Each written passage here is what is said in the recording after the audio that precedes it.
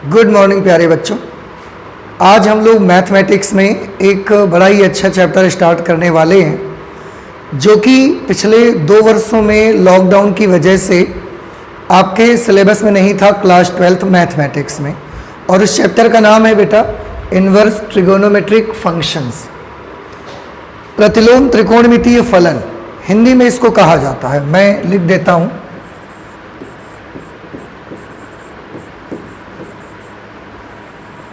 प्रतिलोम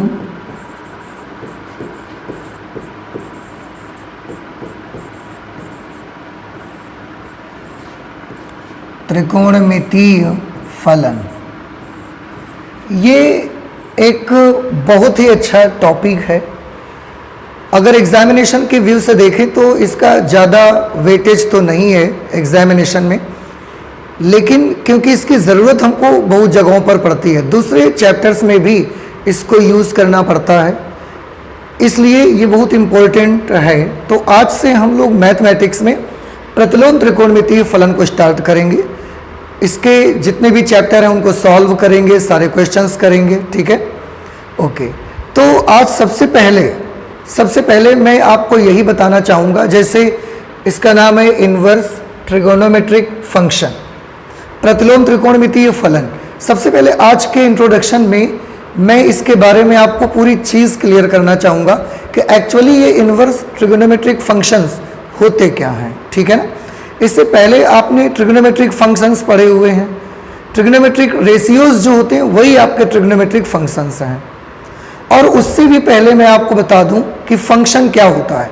देखिए, बड़ी सिंपल सी चीज़ है बेटा, अगर आपको इनवर्स ट्रिगोनोमेट्रिक फंक्शन सीखने हैं तो सबसे पहले आपको ये समझना बहुत ज़रूरी है कि एक्चुअली फंक्शन होता क्या है, ठीक है।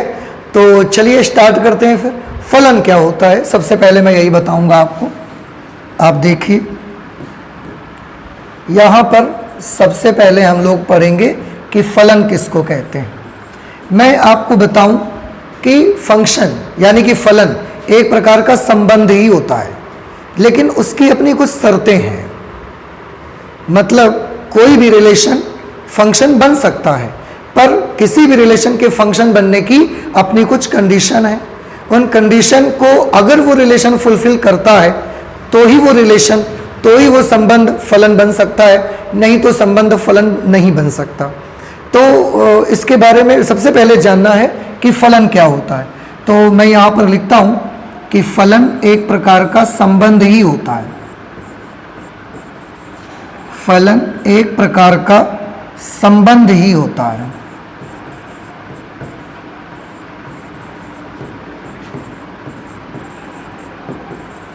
फलन एक प्रकार का संबंध, जिसे आप रिलेशन कहते हैं। तो फलन एक प्रकार का संबंध ही होता है, ठीक। परंतु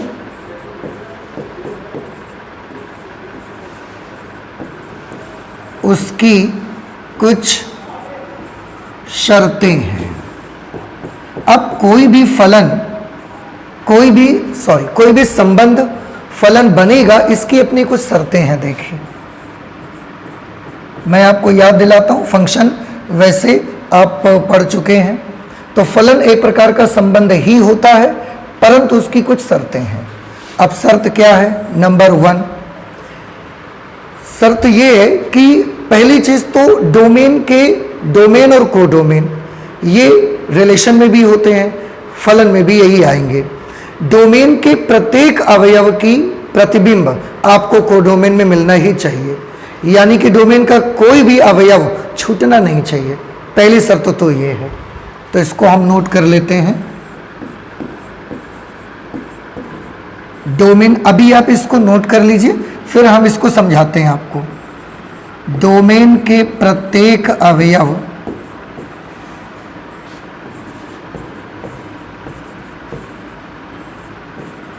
के लिए, डोमेन के प्रत्येक अवयव के लिए कोडोमेन में प्रतिबिंब अवश्य होना चाहिए, अवश्य होना चाहिए। हम इसको दूसरी भाषा में भी बता सकते हैं, होना चाहिए अर्थात, बड़ी सिंपल लैंग्वेज में अगर देखेंगे, अर्थात डोमेन का कोई भी अवयव, डोमेन का कोई भी अवयव छूटना नहीं चाहिए,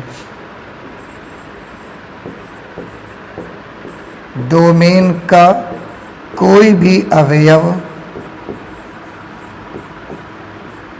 छूटना नहीं चाहिए। तो कोई भी संबंध फलन बने, इसके लिए पहली शर्त यह है कि डोमेन के प्रत्येक अवयव के लिए को डोमेन में प्रतिबिंब अवश्य होना चाहिए। डोमेन में जितने भी एलिमेंट होंगे ना, उनके लिए को डोमेन में इमेज जरूर मिलनी चाहिए। कहीं ऐसा नहीं होना चाहिए कि डोमेन में जैसे कुछ एलिमेंट्स हैं, आपको कुछ एलिमेंट की इमेज को डोमेन में मिल रही है और कुछ एलिमेंट्स की इमेज को डोमेन में नहीं मिल रही है, ये नहीं होना चाहिए। डोमेन में जितने भी एलिमेंट्स हों, सबकी इमेज आपको कोडोमेन में मिलना ही चाहिए, ये बहुत ज़रूरी है। उसका मैंने मतलब लिखा कि डोमेन का कोई भी अवयव छूटना नहीं चाहिए, ठीक है। जैसे अगर मैं एक नॉर्मल सा आपको बताऊं कि ये डोमेन है और ये कोडोमेन है, मान लिया फलन, किसी भी फलन को लिखने का हमारा ये तरीका है, एफ से लिखते हैं।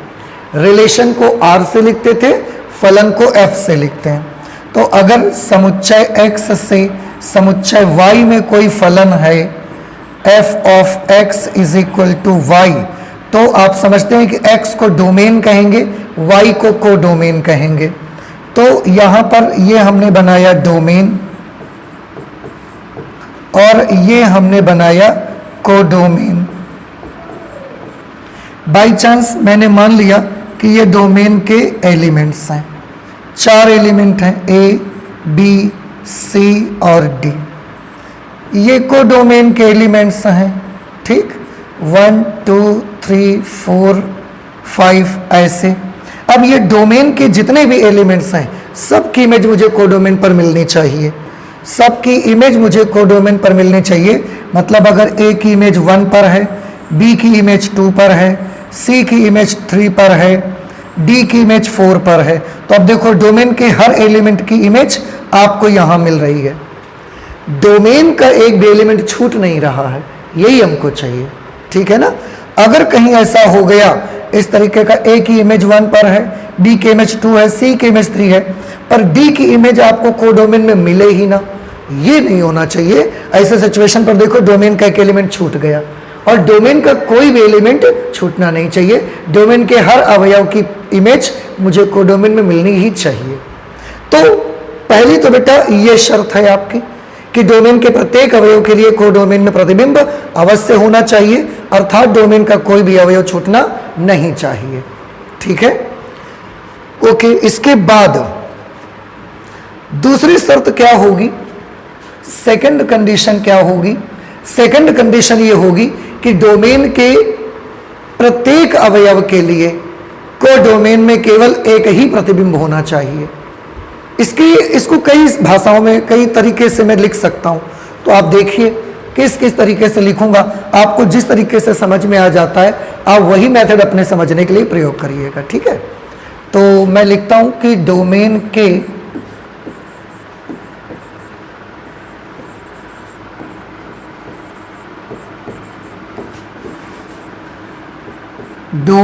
के प्रत्येक अवयव के लिए, डोमेन के प्रत्येक अवयव के लिए यहां पर मुझे कोडोमेन लिखना है। डोमेन के प्रत्येक अवयव के लिए कोडोमेन में केवल एक और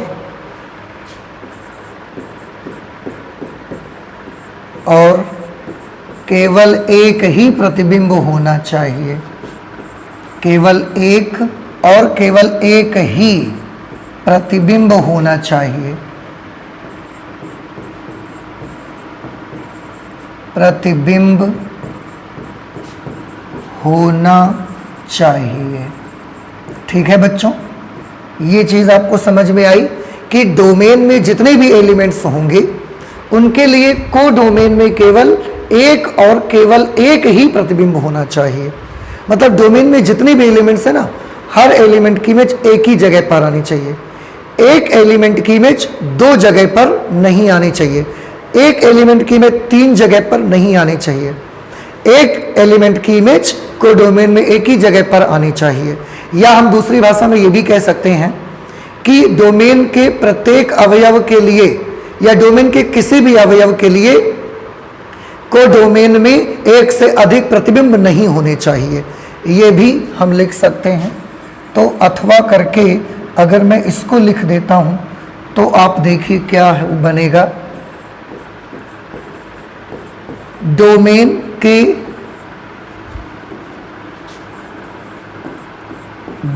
के किसी भी अवयव के लिए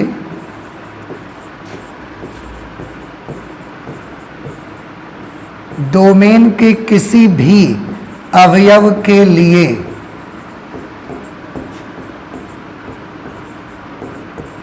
डोमेन के किसी भी अवयव के लिए को डोमेन में एक से अधिक को डोमेन में एक से अधिक प्रतिबिंब नहीं होने चाहिए, एक से अधिक प्रतिबिंब नहीं होने चाहिए। समझ में आई बात आपको कि डोमेन के किसी भी अवयव के लिए को डोमेन में एक से अधिक प्रतिबिंब नहीं होने चाहिए। मतलब मैं आपको देखो एग्जाम्पल से यहाँ पर क्लियर करता हूँ, थोड़ा ध्यान से देखिएगा। Suppose f is a function from x to y, x एक समुच्चय है, y एक समुच्चय है, समुच्चय x से समुच्चय y में एक फलन f है, that is fx is equal to y। हमने ये बना लिया डोमेन और ये बना लिया को डोमेन। ये डोमेन है और बेटा ये बनाया हमने को डोमेन। ठीक, ये x है और ये y है।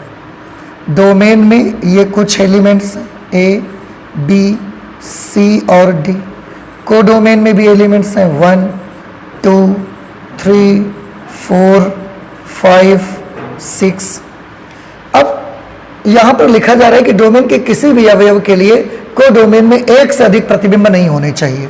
मतलब डोमेन में जितने एलिमेंट्स हैं, कोई भी एक भी एलिमेंट अगर लेते हैं तो को डोमेन में उसके एक से ज़्यादा इमेज नहीं होनी चाहिए। मतलब एक इमेज एक पर आ गई और एक इमेज अगर दो पर आ गई तो ये अलाउ नहीं होगा। क्यों? क्योंकि डोमेन के एक अवयव की प्रतिबिंब दो जगह पर आ गया और यही तो बोला जा रहा है कि नहीं होना चाहिए। किसी भी अवयव के लिए को डोमेन में एक से अधिक प्रतिबिंब नहीं होने चाहिए, जबकि अवयव एक है तो को डोमेन में दो प्रतिबिंब है, बस यही अलाउड नहीं होगा बेटा, ये अलाउड नहीं रहेगा, नॉट अलाउड, फिर ये फंक्शन नहीं है। बात समझ में आई?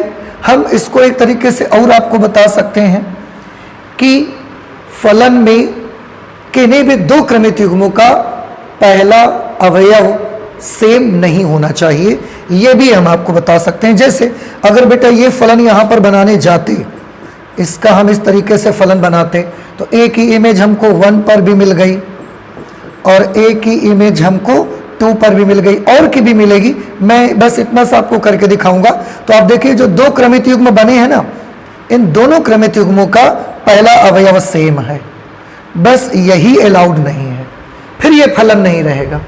तो अगर फलन को ऐसे आप बना रहे हैं, इस तरीके से मैपिंग में अगर आप दिखा रहे हैं, तो एक अवयव की एक से ज़्यादा इमेज पॉसिबल नहीं है। एक अवयव की एक इमेज रहेगी पॉसिबल है, एक अवयव की एक से ज़्यादा इमेज पॉसिबल नहीं है। अगर आप फलन को ऐसा लिख रहे हैं, ऑर्डर्ड पेयर की फॉर्म में लिख रहे हैं, तो किन्हीं दो क्रमित युग्मों का पहला अवयव सेम नहीं आना चाहिए, ये भी आपको ध्यान रखना है, ये अलाउड नहीं होगा। हम इसको भी यहाँ पर नोट कर देते हैं कि फलन के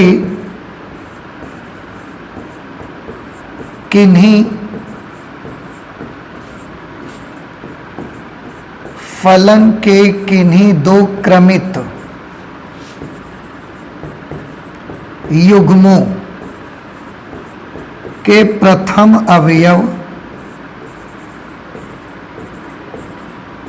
समान नहीं होने चाहिए। समान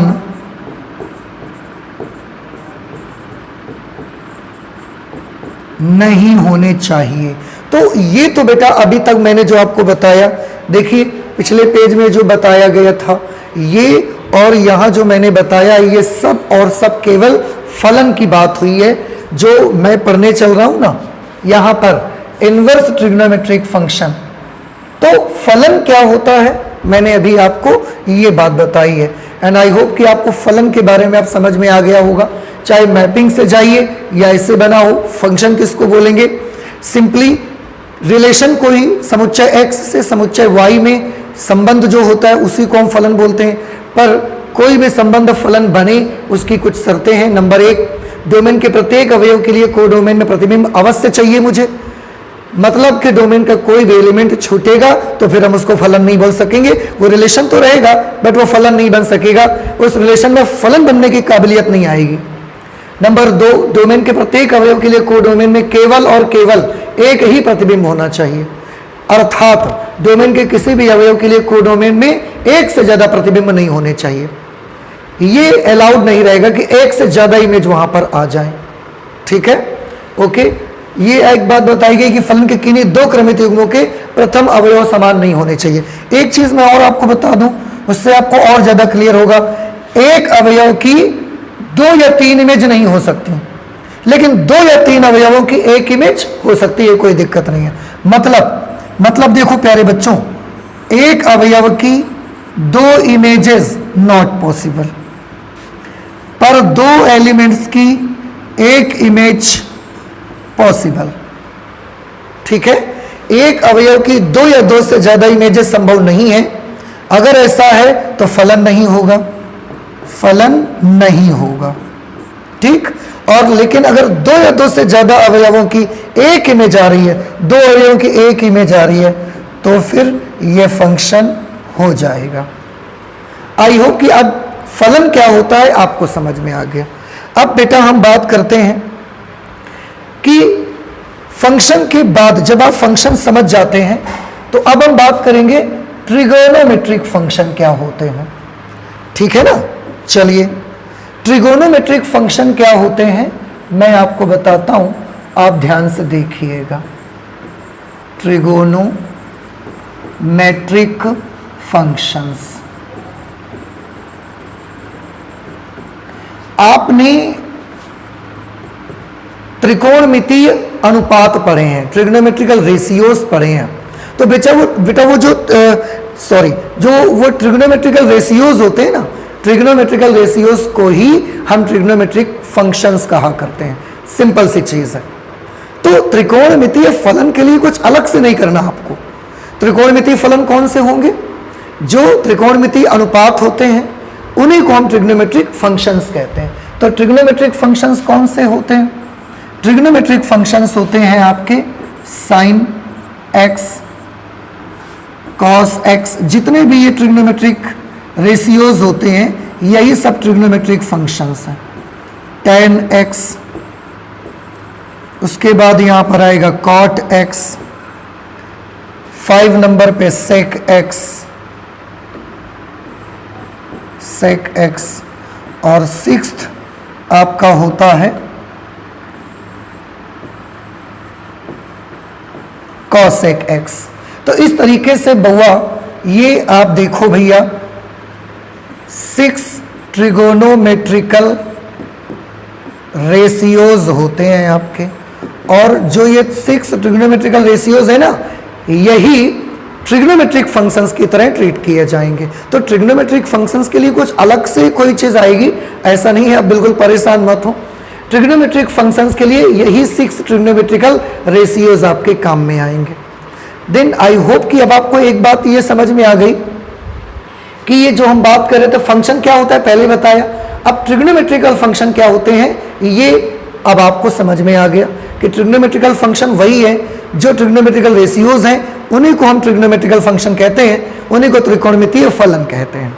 ठीक, ओके। अब वह बात आती है इनके इनवर्स की बात आती है भैया, इनवर्स इनके प्रतिलोम की बात आती है। तो थोड़ा सा ध्यान करिए कि किसी भी फलन का इनवर्स, किसी भी फलन का इनवर्स कब हो सकता है इसके बारे में थोड़ा सा याद करें। जब आपने फलन पढ़ा है उस समय ये चीज पढ़ी है।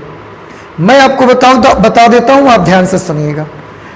सबसे पहले तो ध्यान ये दीजिए कि किसी भी फलन का इनवर्स केवल तभी संभव हो सकता है, किसी भी फलन का प्रतिलोम उसका व्युत्क्रम केवल तभी संभव हो सकता है जब वो फलन बाइजेक्टिव होगा। बाइजेक्टिव होगा मतलब वो एक एकी आच्छादक होगा।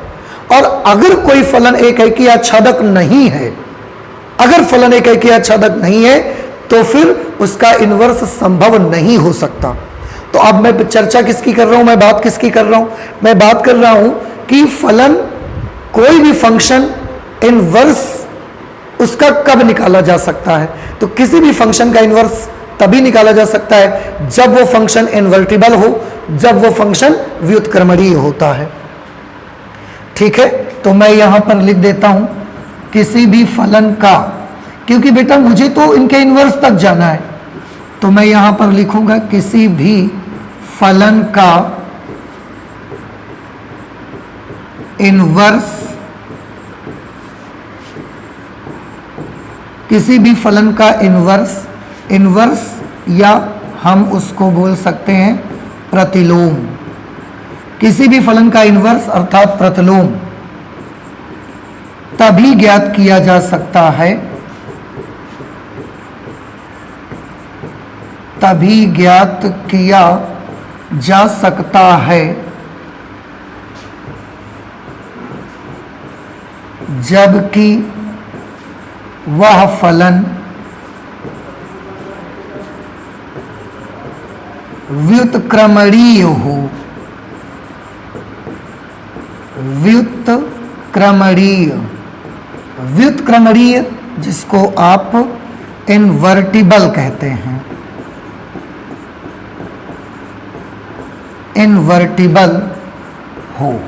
ये चीज देखो बेटा, किसी भी फलन का इनवर्स अर्थात उसका प्रतिलोम हम तभी ज्ञात कर सकते हैं जब वो फलन कैसा हो, इनवर्टिबल हो, वो फलन व्युत्क्रमणीय हो। अब यहां तक पहुंच गए हम लोग, पहले फंक्शन पढ़ा, फिर ट्रिग्नोमेट्रिक फंक्शंस क्या होते हैं हमने ये देखा, और अब हम बात करते हैं कि क्योंकि मुझे इनके इनवर्स चाहिए, तो मैं बात कर रहा हूं कि किसी भी फलन का इनवर्स आप कब ज्ञात कर सकते हैं। There is again some conditions कि किसी भी फलन का इनवर्स अर्थात प्रतिलोम तभी ज्ञात किया जा सकता है जबकि वह फलन व्युत्क्रमणीय हो, जबकि वो फलन इनवर्टिबल हो। ठीक है, मान लिया कि किसी भी फलन का इनवर्स हम तभी मालूम कर सकते हैं जब वो फलन इनवर्टिबल होगा। लेकिन अब सर ये भी तो बता दो कि फलन इनवर्टिबल कब होगा, तो चलिए उसको देख लीजिए। अभी मैंने बताया भी आपको कि कोई भी फंक्शन इनवर्टिबल कब होता है, तो बेटा कोई भी फलन इनवर्टिबल होता है, व्युत्क्रमणीय होगा अगर वह बाइजेक्टिव फंक्शन है। मैं यहां पर लिख देता हूं कोई भी फलन व्युत्क्रमणीय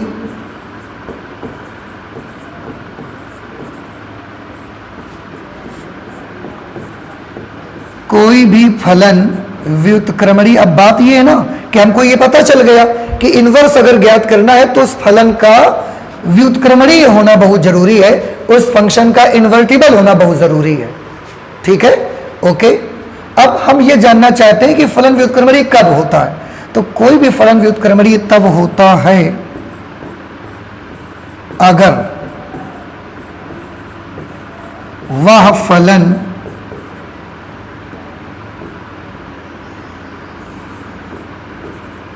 अगर वह फलन बाइजेक्टिव है।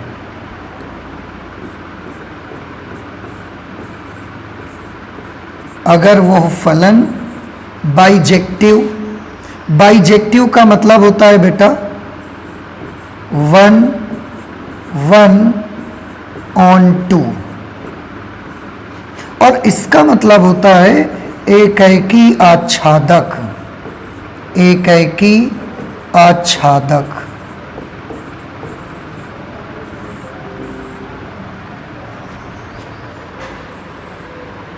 ठीक है,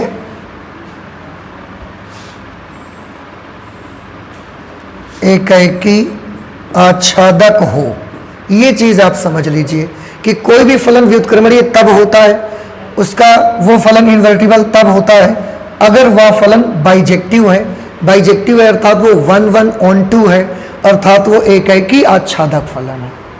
तो यहां से आपको क्या समझ में आया कि ट्रिग्नोमेट्रिक फंक्शंस कौन से होते हैं? जो आपने ट्रिग्नोमेट्रिकल रेशियोज पढ़े हैं वही ट्रिग्नोमेट्रिकल फंक्शंस होते हैं। अब हमें इनके इन्वर्स की बात करनी है, तो सबसे पहले बच्चों को ये सीखना बहुत जरूरी है कि आप ट्रिग्नोमेट्रिकल फंक्शंस के इन्वर्स की बात तो करने जा रहे हो, पर क्या आपको पता है कि ट्रिग्नोमेट्रिकल फंक्शन इन्वर्टिबल हैं भी कि नहीं? क्योंकि अगर वो इन्वर्टिबल हैं तो ही उनका इन्वर्स निकलेगा, और अगर वो इन्वर्टिबल नहीं है तो इनका इन्वर्स नहीं निकल सकता बच्चों। तो मैंने वही लिखा कि किसी भी फलन का इन्वर्स या प्रतिलोम तभी ज्ञात किया जा सकता है जबकि वो फलन व्युत्क्रमणीय हो, इन्वर्टिबल हो। ओके, और अगर कोई भी फलन व्युत्क्रमणीय तब होता है अगर वह फलन बाइजेक्टिव है, बाइजेक्टिव यानी कि 1 1 on 2 है, 1 1 on 2 है मतलब एकैकी भी है और आच्छादक भी है। अगर उसमें ये दोनों गुण हैं कि वो फलन एकैकी भी है और वो फलन आच्छादक भी है, तो ही उस फलन का व्युत्क्रमणीय, तो ही वो फलन व्युत्क्रमणीय होता है, और अगर वो व्युत्क्रमणीय है तो ही उसका व्युत्क्रम ज्ञात कर सकते हैं। अगर फलन एकैकी आच्छादक नहीं है, एकैकी आच्छादक नहीं है, तो फिर हम उसका व्युत्क्रमणीय, वो व्युत्क्रमणीय नहीं होगा, वो व्युत्क्रमणीय नहीं होगा तो हम उसका व्युत्क्रम नहीं ज्ञात कर पाएंगे। क्लियर? ओके, आई होप कि यहां तक आप सब बच्चों को क्लियर है। तो अब फिर से मुद्दे की बात यह है कि अगर हम केवल उन्हीं फलनों का इन्वर्स निकाल सकते हैं जो इन्वर्टिबल होंगे, और इन्वर्टिबल वो होंगे जो 1 1 on 2 होंगे, तो हम तो ट्रिग्नोमेट्रिकल फंक्शंस के इन्वर्स की बात करने जा रहे हैं। तो क्या ट्रिग्नोमेट्रिकल रेशियोज ये 1 1 on 2 हैं? क्या ये बाइजेक्टिव हैं? क्योंकि अगर ये बाइजेक्टिव हैं तो ही आप इनके इन्वर्स की बात करिए, अगर ये बाइजेक्टिव नहीं है तो क्यों फालतू टाइम बर्बाद कर रहे हैं? क्यों आप इनके इन्वर्स की बात कर रहे हैं? क्योंकि बाइजेक्टिव नहीं होंगे तो हम इन्वर्स नहीं निकाल पाएंगे ना उसका। तो ठीक है, चलिए देख लेते हैं कि आखिरकार क्या ये फंक्शन आपके बाइजेक्टिव है, क्या ये फंक्शन एकैकी आच्छादक है? उससे भी पहले मैं एक चीज बताना चाहूंगा, आप कोई भी फलन एकैकी आच्छादक है या नहीं है, ये तभी पहचान सकते हैं प्यारे बच्चों जब आपको उस फलन का डोमेन और रेंज पता हो। जब आपको उस फलन का क्या मालूम हो, डोमेन और रेंज। तो बेटा सबसे पहले आज मैं देखना चाहूंगा कि जो ट्रिग्नोमेट्रिकल फंक्शंस हैं इनके डोमेन और रेंजेस क्या होते हैं। थोड़ा ध्यान से सभी लोग देखिएगा, हम इनके डोमेन और रेंज को देखना चाहते हैं। तो ये बहुत ज़रूरी है और ये बहुत मेन पॉइंट है, domain and ranges of trigonometrical functions.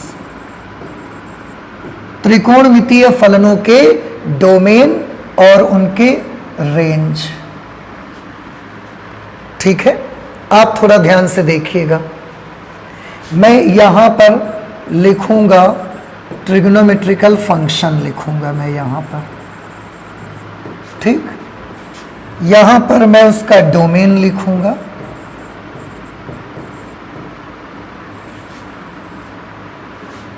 Domain थोड़ा सा और बड़ा ले लेते हैं इसको, और यहां पर मैं ट्रिगोनोमेट्रिकल फंक्शन का रेंज लिखूंगा जिसे आप परिसर बोलते हैं। ये डोमेन है या रेंज है, इसको हम बोलते हैं प्रांत और इसको बोला जाता है परिसर। ओके, ठीक। सबसे पहले हम लेते हैं साइन फलन। साइन फलन का डोमेन क्या होता है? आप सभी ने अगर त्रिकोणमितीय फलन पढ़े होंगे तो जरूर आपको डोमेन बताए गए होंगे। साइन फलन का जो डोमेन होता है मैं आपको बताऊं, वो होता है the set of all real number. कोई भी रियल नंबर आप इसमें, हम इसको x लिख लेते हैं, कोई भी रियल नंबर आप इसमें x की जगह पर लिखिए, साइन फलन हमेशा परिभाषित होता है। अब आप सोच सकते हैं कि साइन फलन में x की जगह तो हम एंगल लिखते हैं और आप हमको बता रहे हो रियल नंबर लिखो, ये आप सोच सकते हैं, ये डाउट मन में क्रिएट हो सकता है आपके। फिर से क्या कि साइन फंक्शन का डोमेन होता है the set of all real numbers, सारी वास्तविक संख्या इसका डोमेन होती हैं। यानी कि x की जगह पर कोई भी वास्तविक संख्या लिखोगे, कोई भी रियल नंबर, सबके लिए हमारा साइन फलन परिभाषित रहता है। अब आप सोच रहे होंगे कि x की जगह तो हमको एंगल लिखवाया गया है और आप बता रहे हो कि आ जाके रियल नंबर लिखो, तो हम क्या करें? तो आंसर है बेटा, जब एंगल्स को रेडियन में लिया जाता है ना तो वो रियल नंबर की तरह ही ट्रीट होता है। ध्यान कर लीजिए, जब एंगल को रेडियन में लिया जाता है तो रियल नंबर की तरह ही ट्रीट होता है। तो आप बिल्कुल परेशान ना हो, angles in radian are treated as the set of real number. Okay, तो डोमेन रियल नंबर है। प्रांत क्या होता है? प्रांत इसका होता है क्लोज्ड इंटरवल -1 to +1। इसके बारे में ज्यादा डिटेल बताने की जरूरत नहीं है क्योंकि क्लोज्ड इंटरवल्स की मैंने पूरी एक क्लास की थी, पूरा इसके बारे में डिटेल बताई। अगर आपने नहीं देखा है तो प्लेलिस्ट में जाके इंटरवल्स की वो वीडियो आप देख सकते हैं, आपको पूरी जानकारी हो जाएगी। ये इसका इंटरवल होता है, मतलब मिनिमम वैल्यू -1 और मैक्सिमम वैल्यू +1 और बाकी वैल्यूज उनके बीच की होती हैं। दूसरा ट्रिग्नोमेट्रिकल रेशियो अगर आप देखेंगे cos x, तो उसका डोमेन क्या होता है? cos x का डोमेन भी होता है the set of all real number, और cos फलन की भी जो रेंज होती है दैट इज फ्रॉम -1 to +1, -1 से +1 तक उनका रेंज रहता है। मिनिमम वैल्यू -1, मैक्सिमम वैल्यू +1, बाकी इनके बीच में होती है। नेक्स्ट आ जाएगा tan फलन। tan फलन का डोमेन क्या होगा? देखो, रटना नहीं है किसी चीज को, समझो, ठीक है। tan फलन को बच्चों क्या आप sin x upon cos x लिख सकते हो? सबको पता है। अब ध्यान रहे, जहां पर cos फलन हमारा 0 हो जाएगा, सोचिए थोड़ा सा, अगर क्योंकि cos डिनोमिनेटर में है ना, अगर cos की वैल्यू 0 हो गई तो ये tan को क्या कर देगी? अपरिभाषित। अपॉन में है, हर में है, अगर हर 0 हो गया तो 0 से डिवाइड करोगे तो इन्फिनिटी आ जाएगा ना। तो बस याद रहे, tan फलन हर रियल नंबर पर डिफाइन होगा, सिवाय किसके? सिवाय इसके कि जहां cos x 0 हो जाएगा। तो अगर cos x 0 हो गया तो उस जगह tan फलन डिफाइन नहीं होगा, अदरवाइज बाकी हर रियल नंबर पर हमारा tan फलन डिफाइन रहेगा। तो अब ये देखो कि cos फलन कहां पर 0 हो जाता है? रियल नंबर में से वो वाले एंगल्स यहां से निकाल दीजिए। तो रियल नंबर में से हम वो वाले एंगल निकाल देते हैं। x is such that x belongs to cos x कब 0 हो जाता है? तो देखो बेटा, cos x π/2 पे भी 0 हो जाता है, 3 π/2 पे भी 0 हो जाता है, 5 π/2 पे भी 0 हो जाता है, 7 π/2 पे भी 0 हो जाता है। ऐसे ये cos फलन 0 हो जाता है। तो बस ये नहीं लेने, मतलब π/2 के विषम गुणज आपको नहीं लेने। तो x is such that x belongs to 2n+1 π/2। इन्हें यहां से हटा देना है बस। तो अगर इनको आप यहां से हटा देंगे तो फिर बड़ी आसानी से tan का आपको डोमेन मिल जाएगा। आई होप कि ये चीज आपको अब समझ में आ गई होगी कि tan फलन हर रियल नंबर पर डिफाइन रहेगा, केवल जहां cos x 0 हो जाएगा वहां tan फलन डिफाइन नहीं होगा, बाकी हर जगह tan फंक्शन डिफाइन रहेगा। तो cos कहां 0 हो जाता है? π/2 के विषम गुणज जहां पर आएंगे वहां cos फलन डिफाइन हो जाता है। तो π/2 के विषम गुणजों को रियल नंबर में से हटा दो, बाकी जितना रियल नंबर बचेगा पूरा में tan x डिफाइन रहेगा। ठीक है, तो ये tan x का डोमेन हो गया। रेंज क्या आएगा tan x का? tan x की रेंज में आता है बेटा the set of all real numbers, सभी वास्तविक संख्याएं tan फलन की रेंज होते हैं। ओके, नेक्स्ट आ जाते हैं cot फंक्शन, cot x। अब अगर cot x को आपको समझना है, again you know very well that cot x is equal to cos x upon sin x। अब हमको ये देखना है कि cot x का डोमेन क्या है। cot x का डोमेन भी जैसा हमने इसको बताया वैसे इसको देखो आप। cot x का डोमेन भी सारे रियल नंबर हो सकते हैं, लेकिन जहां पर साइन फलन 0 हो जाएगा वो अपरिभाषित कर देगा, तो वो नंबर रियल नंबर में से हटाने पड़ेंगे आपको। हटाने पड़ेंगे मतलब घटाने पड़ेंगे, ठीक है। तो कौन से नंबर पर साइन फलन हमारा 0 हो जाएगा, याद करिए आप। आपका साइन 0 होता है, 0 पर 0 होता है आपका साइन, पाई पर 0 होता है आपका साइन, 2 पाई पर 0 होता है, 3 पाई पर 0 होता है। ऐसे ही इधर चले जाओ तो माइनस पाई पर 0 होता है, -2 पाई पर 0 होता है, अर्थात पाई के पूर्ण गुणज पर वो 0 हो जाता है। तो यहां पर मुझे लिखना पड़ेगा x is such that x belongs to n pi, केवल आप लिखेंगे। उसके साथ ये भी मुझे बताना पड़ेगा कि यहां पर n क्या चीज है, n belongs to the set of integers. यहां पर भी प्यारे बच्चों मैं आपको बता दूं n इंटीजर्स को बिलोंग करता है, ठीक है ना। ओके, तो यहां पर अगर पूरे रियल नंबर में से पाई के पूर्णांक वाले गुणज आपने हटा दिए तो बड़ी आसानी से कॉट फलन आपका डिफाइन हो जाएगा। तो ये कॉट फलन का डोमेन आएगा। रेंज क्या आएगी कॉट फलन की? कॉट फलन की रेंज होगी the set of all real numbers. सभी वास्तविक संख्याएं कॉट फलन की डोमेन बन सकती हैं, ठीक। ओके, अब इसको मैं यहां से हटा देता हूं। ये बहुत इंपॉर्टेंट चीज है, अगर ये आपको नहीं आएगी तो फिर बड़ा मुश्किल होगा मुझे आपको इनवर्स ट्रिग्नोमेट्रिकल फंक्शंस को समझाना। इसलिए दिस इज वेरी नेसेसरी, पहले आप इसको सीखिए। अगर आता है तो एक बार रिवाइज कर ले, और अगर नहीं आता है तो प्लीज दिमाग में एकदम बिठा लो, छाप लो इसको दिमाग में, because this is very necessary. अगर ये नहीं आया आपको तो इनवर्स ट्रिग्नोमेट्रिकल फंक्शन आप समझ ही नहीं सकते। Okay, so let's move to the next trigonometrical function that is sec x। sec x में again you can understand that sec x can be written as 1 upon cos x। और जहां जहां cos x 0 हो जाएगा ना वहां sec x define नहीं होगा। तो cos x कहां 0 होगा, यहां भी cos x को 0 होने से बचाया गया था। तो बस सेम यही डोमेन यहां पर आ जाएगी। सारे रियल नंबर डोमेन बन सकते हैं, केवल उन नंबरों को बचा लो जहां cos x 0 हो सकता है। तो वो तो π/2 के विषम गुणज पर होता है, तो इनको हटा देते हैं। 2n + 1 π/2 where n belongs to z, पूर्णांकों को बिलोंग करता है। इसका डोमेन क्या होता है? इसके डोमेन में बउआ आते हैं पूरे रियल नंबर्स में से, पूरे रियल नंबर में से आप केवल -1 और +1 के बीच वाले नंबर हटा दो। -1 भी ले जाओ, ले लो, +1 भी ले लो, केवल -1 और +1 के बीच में जो नंबर आएंगे ना बउआ, समझ रहे बेटा, उनको आप हटा दीजिए, केवल उनको हटा दो, बाकी पूरे रियल नंबर ले लो मेरे भाई, वो इसकी रेंज में आ जाएंगे। क्लियर? उसके बाद लास्ट ट्रिग्नोमेट्रिकल फंक्शन हमारा cos x है। और अब आप शायद है कि समझने में आपको कोई प्रॉब्लम नहीं हो रहा होगा कि cosec x का डोमेन क्या होना चाहिए। cosec x is again written as 1 upon sin x। तो अगर cosec x का डोमेन आपको पता लगाना है तो x की वो वैल्यूज पता लगाइए, x की वो वैल्यूज पता लगाइए प्यारे बच्चों जहां पर sin x 0 ना हो सके, sin x 0 ना हो।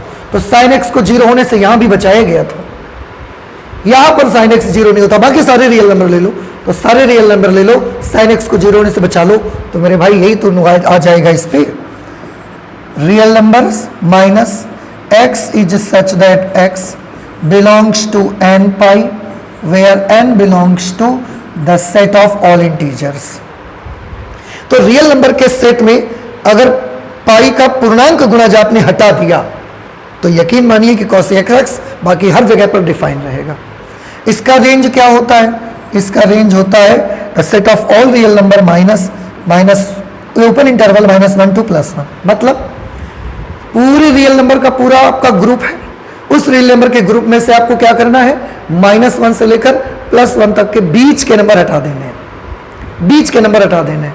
-1 आपको लेना है, +1 भी आपको लेना है, बस -1 और +1 के बीच के नंबर ना उनको आपको हटा देना है, उन्हें हटा दो, बाकी सब ले जाओ, ये सब आपका रेंज में आ जाएगा। So this is the domain and ranges of trigonometrical functions this is very necessary to understand, क्योंकि अगर आप इसको नहीं समझोगे ना, अगर आप इसको नहीं समझोगे तो आप इनवर्स ट्रिग्नोमेट्रिकल फंक्शंस नहीं समझ सकते, और कसम से मैं भी आपको नहीं समझा सकता भाई। इसलिए इसको जरूर समझ लो पहले तो, कि ट्रिग्नोमेट्रिकल फंक्शंस में किस ट्रिग्नोमेट्रिकल फंक्शन की क्या डोमेन है, उसकी क्या रेंज है। आई होप कि ये चीज़ आपको समझ में आई। और ये चीज़ ना, इस चीज़ को भी रटिए नहीं, देखने में थोड़ा बड़ा बड़ा लगता है, बच्चों को डर लगता है कि यार ये याद कैसे होगा, but this is very easy.